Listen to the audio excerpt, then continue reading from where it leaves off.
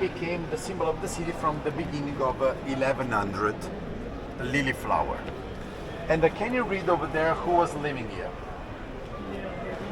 Leonardo da Vinci, genius.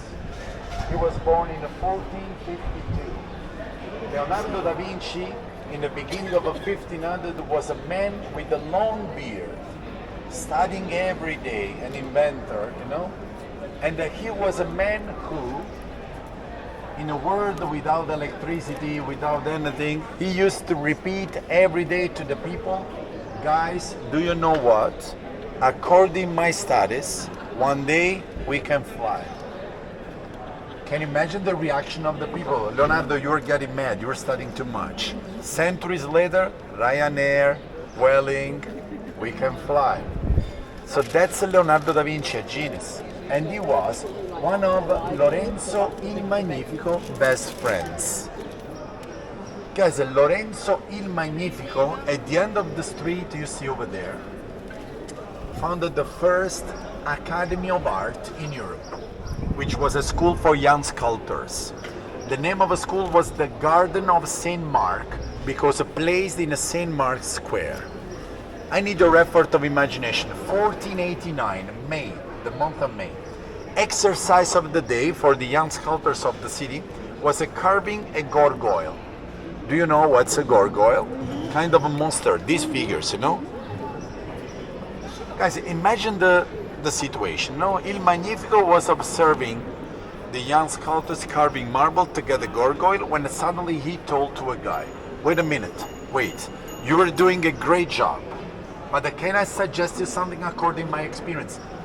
Your gargoyle is too pretty to be real.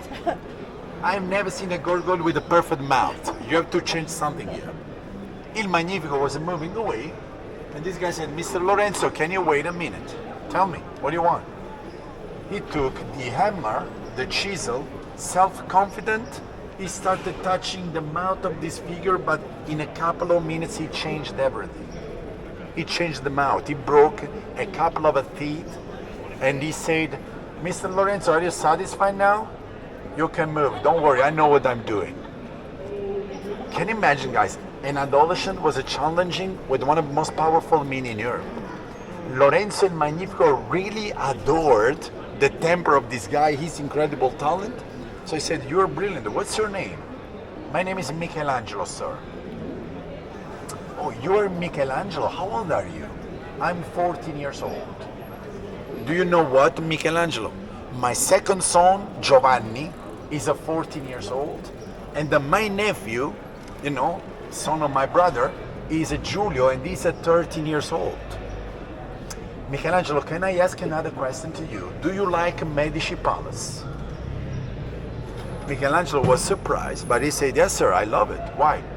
Because tomorrow morning, if you want, you can move. I want you to live with me. Oh, thank you very much, sir, but why me? Michelangelo, why me?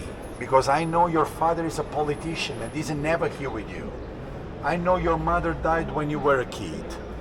I know you are living in not comfortable studio. And first of all, because of my second son, Giovanni, is 14 years old, and my nephew, Giulio, is 13 years old. So you can study with them. Why not? Michelangelo was not stupid at all. He moved here. And they lived here from 1489 until 1492 in a Medici Palace.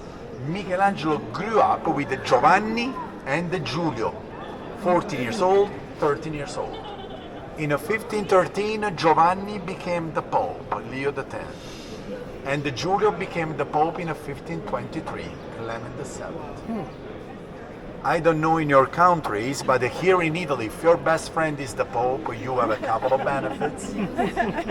And that's one of the reasons Michelangelo became a Michelangelo, guys, because he could receive several commissions here from the Medici family and several commissions in Rome because the Pope was a Medici.